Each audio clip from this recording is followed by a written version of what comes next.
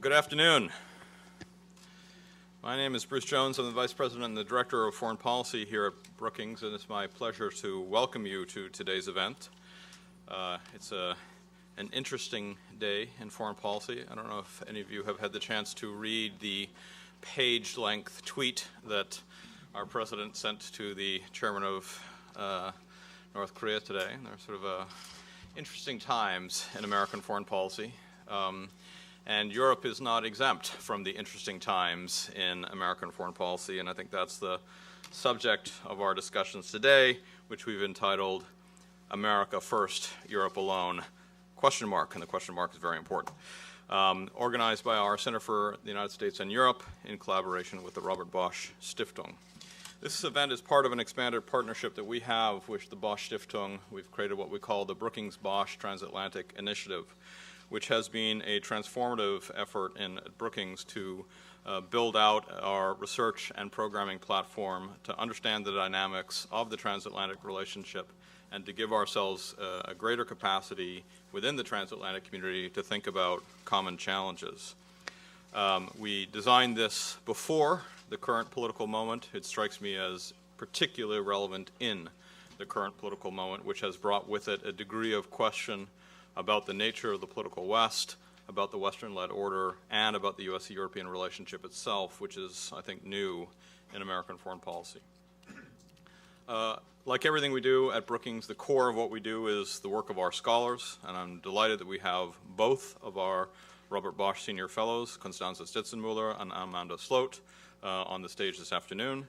And they're not only part of this great panel, but they're part of our core team working on Europe, led very capably by Tom Wright. And this group of scholars and several others who are part of this center has given us real, I think, heft and intellectual firepower to address the question of U.S.-Europe relations at this very unusual moment. We're also delighted to have colleagues from Bosch here with us this afternoon, including the Foundation's Senior Vice President for International Relations, Christian Hennel, who will offer remarks in a few moments. And I think what we'll learn this afternoon is that the divergences in the transatlantic relationship have actually intensified. They were strained, and now they've intensified. The United States' withdrawal from the Iran nuclear deal, despite key European allies bending over backwards to try to meet what the administration said was its requirements to extend the deal, I think has alienated and dismayed allies and placed them in a very uncomfortable and at one stage unthinkable position where they're more closely aligned to Russia and China over the Iran issue than they are with the United States. But it's only the latest in a long series of policy divergences from the Paris Climate Accord to the trade tariffs and the Trump administration's rhetoric, frankly, on Europe and on German freeloading on defense spending. The relationship has been tested before in Iraq, over the Balkans, and it's withstood the test of those pressures. I think the question now is whether these divergences are so profound that they tip the calculus on one side of the Atlantic or another about the economic, the political, and the security stakes at play in the relationship. And Constanze Stitzenmüller, as part of this effort, has a very important paper, Normal is Over, challenging the notion that we will be able to continue as normal despite this moment of flux and of crisis. So I think these questions add urgency to our commitment to be deepening the engagement within the political West and in the transatlantic relationship with a robust research agenda and policy dialogue. And that's the purpose of today's event. So I'm looking very much forward to it. And in a couple of minutes, we'll turn over to our moderator, Ed Luce of the Financial Times. But before doing so, it's a pleasure to invite our friend and partner from the Bosch Foundation, Christian Hennel, to offer a few remarks. And I will just add this. Brookings places a huge value on its commitment to quality and independence. And I'm always enormously grateful to our partners who understand and respect our independence and recognize that the value we offer is in independent scholarship. And Christian has been a superb partner in all respects, but including in that respect. So my huge thanks to him. And Christian, over to you.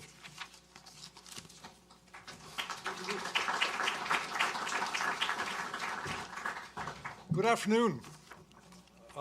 Bruce, thank you very much for the kind words. Distinguished panelists, friends and colleagues, ladies and gentlemen, a very warm welcome also from me. Christian Hähnel is the name. I'm Senior Vice President, International Relations, America and Asia at the Robert Bosch Stiftung, the Bosch Foundation. It is a pleasure to see so many members of the transatlantic community here in DC for this panel that the Brookings Institution is hosting in cooperation with Bosch and the Hudson Institute. Where's Ken? I want to thank you very much as well. As Bruce has said, the event is also part of the Brookings Bosch Transatlantic Initiative, the BBTI, which aims to build and strengthen transatlantic networks and reinvigorate dialogue and collaboration of the most pressing transatlantic issues of our time. Within the frame of the initiative, Brookings scholars expand their research in and on Europe and publish independent policy analyses and recommendations. Among these outstanding scholars are our two Robert Bosch Senior Fellows. I want to mention them again at Brookings. Also, some of our panelists today, Amanda Sloat and Constanze Stelzenmüller, who will sit together on the great panel. I'm very much looking forward to it. Together with Ken Weinstein, President and CEO of Hudson Institute, Celia Belin from Brookings, moderated by Ed Luce. As I said, very much looking forward to your insights on today's topics.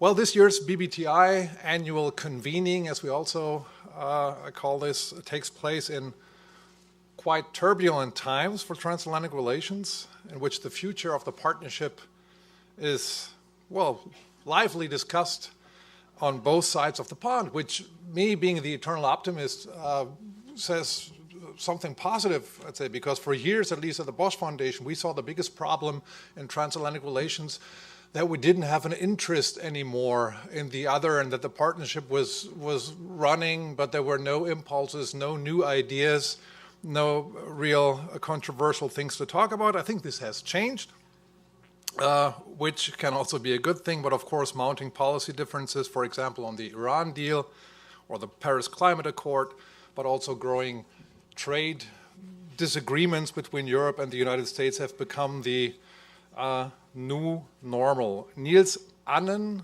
the newly appointed State Secretary at the German Federal Foreign Office, recently noted that, quote unquote, the decisions of President Trump are more frequently standing in contrast to European interests, end of quote. Last week, I guess you all heard about this, Donald Tusk, President of the European Council, and normally also a very strong proponent of the transatlantic relationship, said that, quote unquote, looking at the latest decisions of President Trump, someone could even think, with friends like that, who needs enemies?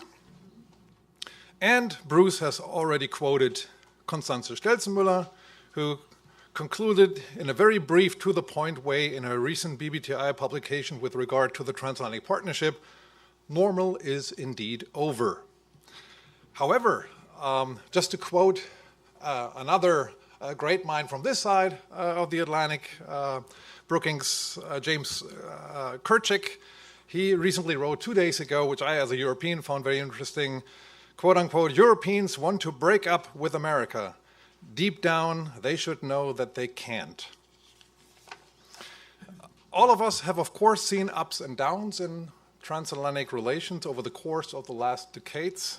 Europe and the US have traversed through some rough moments before. Nevertheless, I think it is beyond doubt that we're currently facing a very difficult, challenging period for the transatlantic partnership, at least on the political level.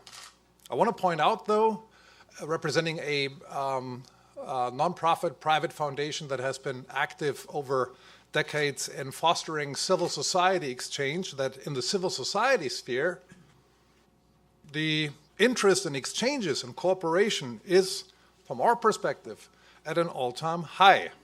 A sign that makes us optimistic for the future, because we at the Bosch Foundation we believe that the people-to-people exchange across the Atlantic is the foundation of a sustainable partnership. A people-to-people exchange, by the way, that needs to go way beyond Berlin and Washington, D.C. So, what do we make of all this? Where do we go from here? Is the transatlantic alliance dead? Is it dead, as Wolfgang Ischinger, chairman of the Munich Security Conference, recently asked his audience on Twitter? Or are things not as bad as they look? Can Europe and the United States overcome the growing estrangement and the gaps that currently divide them? Well, I think today's panel will offer insights into these and many more questions. I'm thus very much looking forward to the discussions, and I thank you very much for your attention.